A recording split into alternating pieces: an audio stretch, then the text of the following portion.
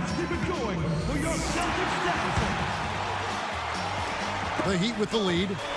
And so speaking of the Celtics, you know, some have said, Clark, that they go overboard getting into it with other teams, players. And that wasn't your game, but take us inside that whole world of the player. You know what? I don't know if the Celtics do it any more than any other teams. I mean, Kevin Garnett is very demonstrative, has been since he's been in the league, and that intensity sometimes spills over. And I always felt that you had to be who you were. You couldn't try to fabricate something that wasn't part of your natural makeup. So if you are a guy that's verbal and a jaw-jacker, then you've got to do it within the parameters of what's going on in the game. If you're not, then you can't be that to try to improve your performance. So I've always said, like the young folks do, you know, do me, be you, you know?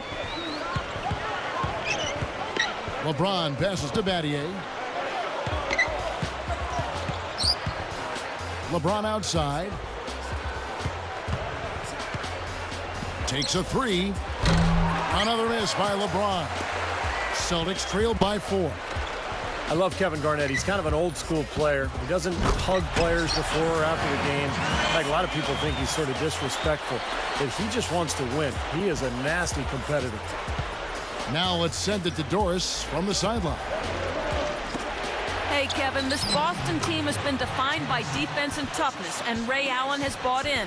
Former coach George Karl said, "What I've always liked about Ray is even though he's somewhat of a finesse player, he's not fearful of making the courageous play when needed. Now sometimes that means making a big shot at the end of games, but it also means taking on difficult defensive assignments or coming up with a big rebound." Guys?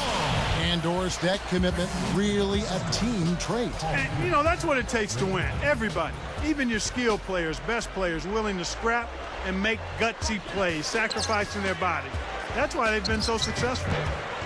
Paul Pierce is checked in for Boston. Allen comes in for Keon Doolan.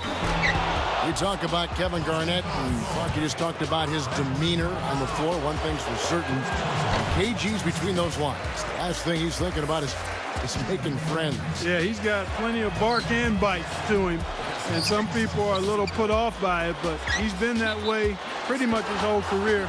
I don't see it changing. It served him too well.